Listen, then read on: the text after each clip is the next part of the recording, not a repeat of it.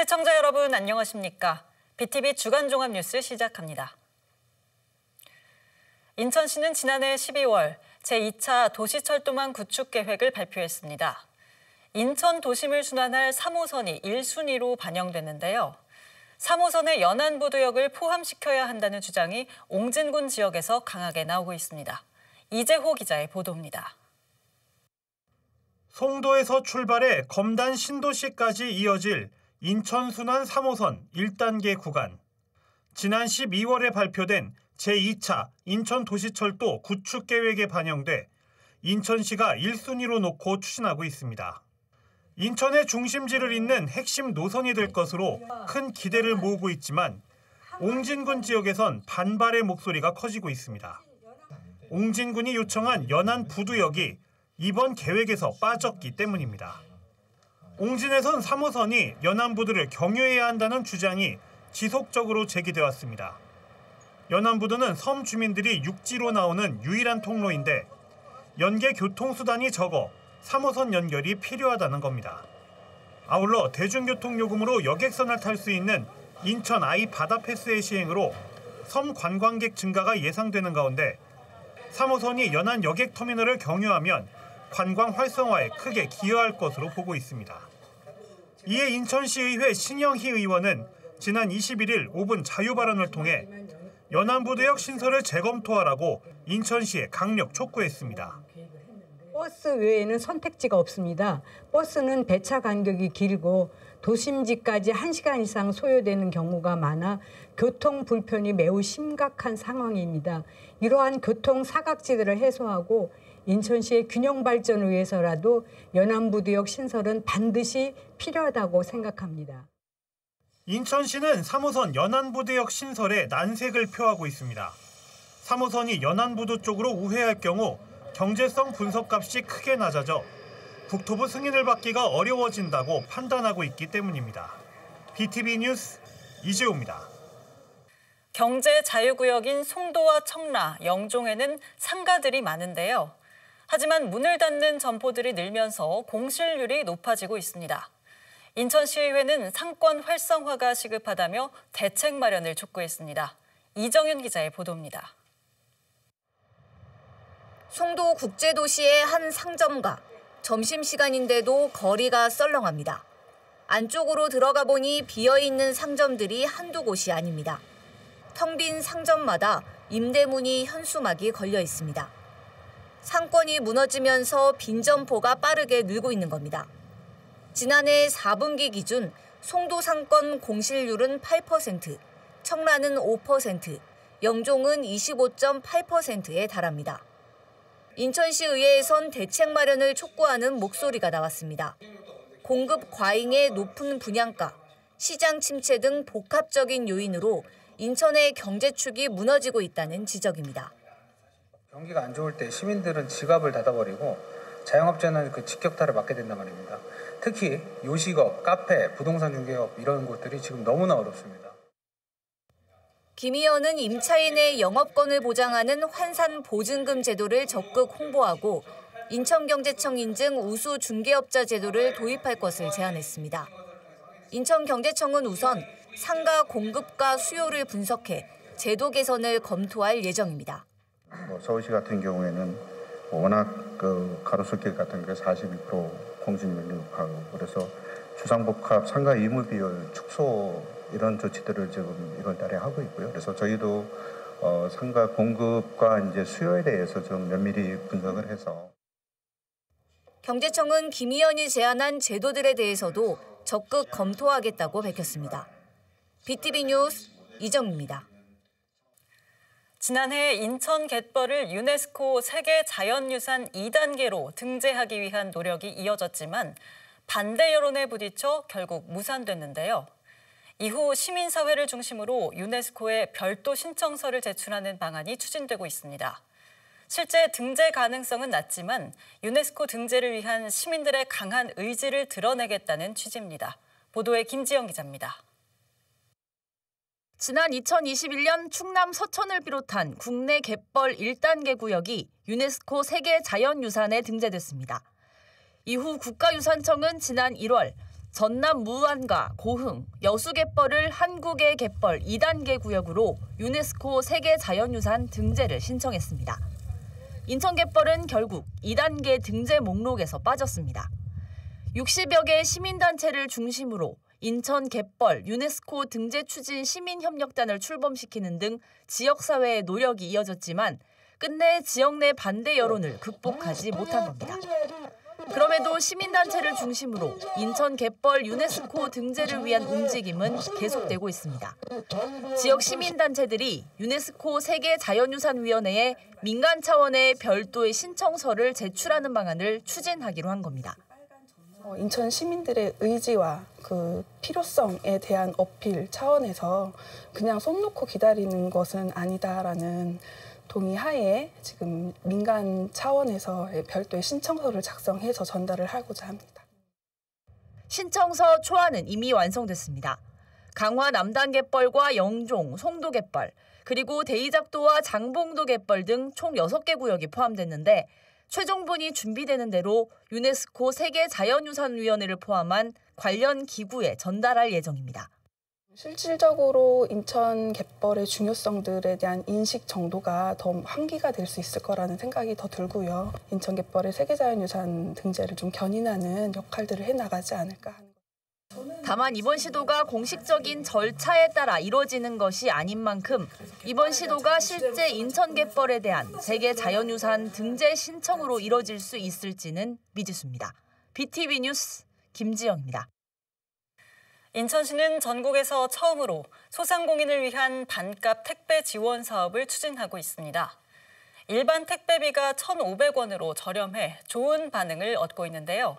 이 사업이 해외 배송까지 확대됩니다. 소상공인과 중소기업은 택배비의 39%까지, 외국인도 13%까지 할인을 받을 수 있습니다. 이정윤 기자의 보도입니다. 박스를 꼼꼼하게 포장하는 외국인들. 국제 특급 우편을 이용해 해외로 물품을 보내는 건데 달라진 건 요금입니다. EMS 유학생 업무 협약 10% 감액 그리고 사전 접수 추가 3% 감액해서 67,770원입니다. 인천시가 해외 택배 지원 사업을 본격적으로 시작했습니다. 경인지방우정청과 업무 협약을 맺고 소상공인과 중소기업, 외국인들에게 할인 혜택을 제공하는 겁니다. 소상공인과 중소기업은 이용 실적에 상관없이 최대 39%까지, 인천에 살고 있는 외국인은 최대 13%까지 할인을 해줍니다. 국제 택배를 이용할 때 비싼 비용이 부담이었는데 경제적인 부담을 조금이나마 덜 수 있게 됐습니다. The shipping fee is a little bit high, especially for the international deliveries. But if the delivery fee can get lower, maybe I will send more things to China to share to my friends. So like this. 지난해 10월 전국에서 처음으로 소상공인 반값 택배 지원 사업을 시작한 인천시. 일반 택배비가 1,500원으로 저렴해 현재까지 발송된 물량은 7만 9천 개가 넘습니다. 인천시는 소상공인을 위해 반값 택배에 이어 국제 택배까지 지원 사업을 확대했습니다. 소상공인과 자영업자들에게 실질적으로 도움이 되도록 아이글로벌 택배 사업을 실시합니다. 이로 인해서 중소기업 자영업자가 할인된 요금으로 택배 서비스를 받을 수 있고 또 한국에 있는 이런 해외 동포들인데 외국인들에게도 큰 도움이 될 겁니다. 소상공인과 중소기업은 할인 혜택을 받으려면 우선 반값 택배 지원 사업에 등록한 뒤 지정 우체국에 방문해 국제특급 우편 사용 계약을 체결해야 합니다. 외국인은 별도의 절차 없이 우체국을 방문하면 할인 혜택을 받을 수 있습니다. BTV 뉴스 이정미입니다. 모듈러 교실 설치가 늦어지면서 정작 개학을 했어도 교실을 사용할 수 없는 처지에 놓여 있는 곳이 있습니다. 검단 신도시의 이음중학교의 경우 개학까지 미뤘는데 교실 공기질 검사에서 부적합 판정을 받은 사실이 알려졌습니다. 학생들은 언제쯤 교실을 사용할 수 있을까요? 구혜희 기자가 취재했습니다. 다른 학교보다 일주일이나 늦게 개학한 검단 신도시의 이음중학교. 개학을 미룬 이유는 바로 모듈러 교실 때문입니다. 개교한 지 3년 만에 학생 수가 급격히 증가하면서 과밀 학교로 분류가 됐는데 학교를 더 짓는 대신 모듈러 교실을 도입한 겁니다. 4층 규모의 16학급이 이곳에서 수업을 받게 되는데 교실 설치가 예정일보다 일주일이나 더 늦춰졌습니다. 교육청은 업체 측의 사정으로 인해 모듈러 설치가 늦었다고 해명하는 상황. 그런데 문제는 설치를 해도 바로 사용할 수 없다는 겁니다. 지난 19일 교실을 사용하기 위해 공기질이 적합한지 측정했는데 사용 부적합 결과가 나왔습니다. 모듈러 교실을 사용하려면 포름알데히드는 세제곱미터당 80 마이크로웨이브, 휘발성 유기화합물은 400 마이크로웨이브가 넘지 않아야 합니다. 하지만 이음중의 경우 휘발성 유기화합물이 기준치의 4배 이상 검출되면서 재측정을 해야 하는 상황까지 벌어졌습니다. 인근 해든초등학교의 경우 3번의 측정 끝에 겨우 적합 판정을 받은 상황. 이음중학교에서 모듈러 교실을 사용해야 하는 1학년 학생들은 한 달 가까이 특수교실을 떠돌며 수업을 받게 됐습니다. 정치권에서는 교육청이 모듈러 교실 제작 업체 측의 책임으로 떠넘기고 있다고 비판합니다.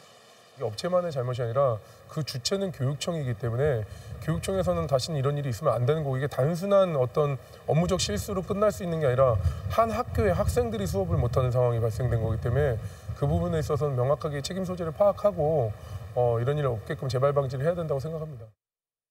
이음중학교 모듈러 교실 공기질 재측정 결과가 조만간 발표될 것으로 예상되면서 학생들이 한 달여간의 떠돌이 수업을 끝내고 제대로 된 교실에서 수업을 받을 수 있을지 관심이 커지고 있습니다. BTV 뉴스 구혜입니다. 신도시로 개발된 인천 영종도는 인구가 계속 증가하고 있는 지역입니다. 인구 유입과 함께 학생 수가 늘어나면서 최근 학교 부족 문제가 두드러지게 나타나고 있는데요. 특히 중산동 하늘도시의 경우 중학교 부족 문제가 심각해 학생들이 원거리 통학을 하는 불편을 겪고 있습니다. 이재호 기자의 보도입니다. 인천 영종도에 있는 운서중학교. 전교생의 3분의 1 정도가 원거리 통학을 하고 있습니다. 원거리 통학생 대다수는 중산동 하늘도시에 거주하고 있습니다. 중산동에서 운서중학교까지 거리는 7에서 8km. 걸어서는 다니기 불가능한 거리다 보니 등교를 하려면 차를 타고 20분 정도 가야 합니다. 이에 학교 측은 통학버스 2대를 운영하고 있습니다.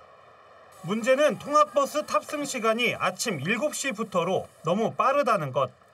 불가피하게 버스를 놓친 학생들은 자가용이나 택시를 타고 등교를 할 수밖에 없습니다. 하늘도시에서는 집 바로 앞에 있는 학교가 있는데도 불구하고 여기까지 와야 돼요.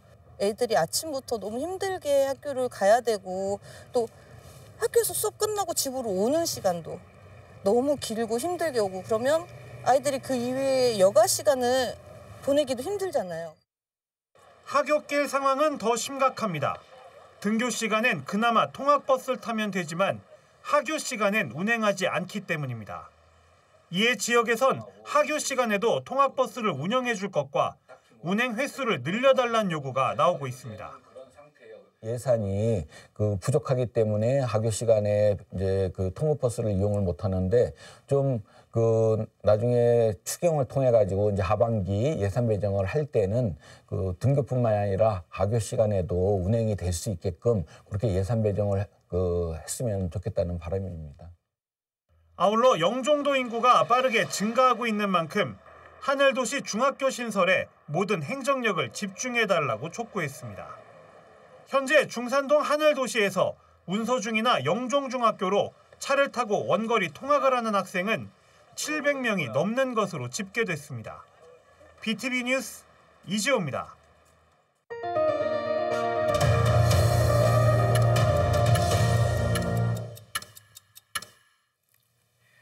남동구 소래습지 생태공원은 생태적으로 또 역사 문화적으로도 가치가 있는 곳인데요. 인천시는 이 일대를 국가도시공원으로 지정해 수도권을 대표하는 공원으로 만들겠다는 구상입니다. 큰 걸림돌이었던 지정 조건을 완화하는 법안이 발의되면서 사업에 속도를 낼 수 있을지 기대를 모으고 있는데요. 법안이 통과되면 인천시는 올해 안에 지정 신청을 한다는 계획입니다. 이정인 기자의 보도입니다. 남동구 소래습지생태공원입니다. 수도권에서 유일하게 자연해안을 볼 수 있습니다. 멸종위기 동식물 등 790여 종의 생물이 서식하고 있고 우리나라에서 가장 오래된 소금 창고도 있습니다. 인천시는 이 일대를 국가도시공원으로 지정하는 사업을 추진하고 있습니다. 하지만 일부 토지주와의 갈등, 또 까다로운 지정 조건 때문에 제속도를 내지 못했습니다. 전환점을 맞은 건 관련법이 발의되면서부터 공원 최소 지정 면적을 기존 300만 제곱미터에서 100만 제곱미터로 완화하는 내용의 개정안이 발의된 겁니다. 개정안은 국토법안 소위 심사를 앞두고 있는데 국회 본회의를 통과할 경우 국가도시공원 지정에 속도가 붙을 전망입니다. 개정안을 발의한 맹성규 국회의원은 국토부, 인천시 등 관계기관과 현장 답사도 진행했습니다. 이 소래생태습지공원은 그동안에 여러 관계기관에서 이제 보존한다고 했는데 그 한계가 있었고요. 국가도시공원이 되면 체계적인 관리를 통해 아마 순천만에 버금가는 수도권의 소중한 자원으로 거듭나게 될 것입니다. 인천시는 국가도시공원 예정지역을 하나로 묶는 작업을 진행 중입니다. 국회에서 개정안이 통과되는 대로 올해 안에 지정 신청을 한다는 계획입니다. 지정이 되면 우리나라 첫 국가도시공원이 되는 겁니다. 생태적인 특징들, 역사적인 특징들, 문화적인 특징들을 합쳤을 때 국가도시공원으로서의 가치는 충분히 갖고 있더라. 맹 의원은 다음 달 1일 국회에서 정책 포럼을 열고 국가도시공원 지정을 위한 전략 방안도 논의할 예정입니다. BTV 뉴스 이정유입니다. 인천 무의도에는 지난 2020년에 무의대교가 개통했습니다. 영종도와 다리로 연결되면서 배를 타지 않고 차량으로 오갈 수 있는 섬이 됐는데요. 하지만 여전히 무의도에서 택배 주문을 하면 섬이라는 이유로 추가 배송비가 부과되고 있어 논란이 일고 있습니다. 이재호 기자의 보도입니다. 인천 무의도에 살고 있는 김명신 씨. 얼마 전 온라인 쇼핑몰을 통해 필요한 물건을 구매했다가 황당한 일을 겪었습니다. 쇼핑몰 구매 화면엔 분명 무료 배송이라고 돼 있었는데 무의도는 도서 지역이니 배송비 3,000원을 내라는 문자 메시지를 택배 업체로부터 따로 받은 겁니다. 사실 무의도에선 섬이란 이유로 추가 배송비를 내는 게 낯선 일이 아닙니다. 문제는 지난 2020년 무의대교가 개통하면서 배가 아닌 차를 타고 드나들 수 있게 됐다는 것. 주민들은 다리가 놓인 후 사실상 육지가 됐음에도 추가 배송비가 붙는 건 부당하다며 시정이 필요하다고 목소리를 높이고 있습니다. 용류 쪽까지도 택배비를 지금은 안 받잖아요. 근데 이게 다리 하나 건너서 오는 건데 차량으로 따지면 뭐 몇 분도 안 걸리고 그런데 여기에 이렇게 택배비를 받는다라는 것은 합당하지가 않죠. 네, 그래서 이 부분이 개선됐으면 좋겠습니다. 중구도 무의도 택배에 추가 배송비를 부과하는 게 부당하다고 판단하고 있습니다. 현행법이 연륙교 등의 개통으로 배를 타지 않고 들어갈 수 있는 지역에 택배 추가 비용을 청구하는 걸 금지 행위로 규정하고 있기 때문입니다. 이에 중구는 무의도에 추가 배송비를 부과하고 있는 4개 택배 업체에 공문을 보내 조속한 시정을 요청한 상태입니다. 소비자 보호 지침 보면은 이거 대교가 개통이 되었는데도 불구하고 도서지역을 분류해서 운임을 부과하는 게 부당하다라고 적혀 있어서 저희가 이거는 옳지 않다고 판단을 했습니다. 중구는 사실상 육지와 다름없는 무의도를 도서지역으로 분류해 추가 배송비를 부과하는 건 과도한 행위라며 해당 택배사들이 관련 법규에 따라 시정하도록 계속 노력하겠다고 밝혔습니다. BTV 뉴스 이재호입니다. 옹진군의 인구는 지난해 12월 2만 명 아래로 내려갔습니다. 올해 들어서는 감소폭이 더 가팔라지고 있는데요. 양질의 일자리를 늘리고 인구 유입을 도모하기 위해서는 기회발전 특구 지정이 시급하다는 목소리가 커지고 있습니다. 이재호 기자의 보도입니다. 지난달 말일 기준 옹진군의 인구수는 19,799명. 1년 전인 지난해 2월보다 488명, 2.4% 감소했습니다. 지난 2017년 정점을 찍었던 옹진군의 인구는 이후 계속 내리막길을 걷고 있습니다. 2022년에 잠깐 반등하기도 했지만 감소세가 이어지면서 결국 지난해 12월 2만 명 아래로 내려갔습니다. 올해 들어 옹진군 인구 감소폭은 더 가팔라지고 있습니다.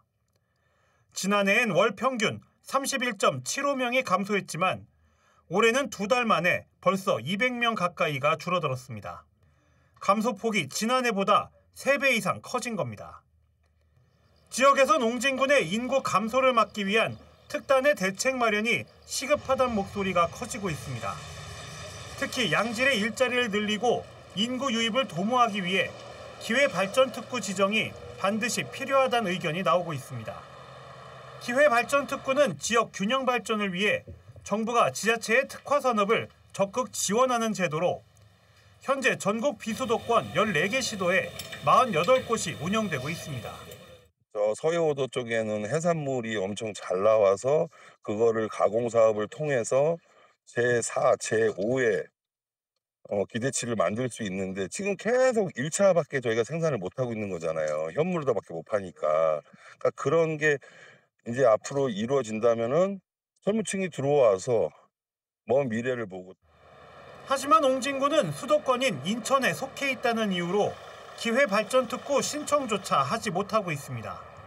옹진군은 북한 접경지이자 섬으로만 구성돼 있어 비수도권 어떤 지역보다도 열악한 상황이라며 수도권 역차별을 멈춰달라고 촉구하고 있습니다. BTV 뉴스 이재우입니다. 이번 주 준비한 소식은 여기까지입니다. 이상으로 BTV 주간 종합 뉴스를 마칩니다. 시청해주신 여러분 고맙습니다.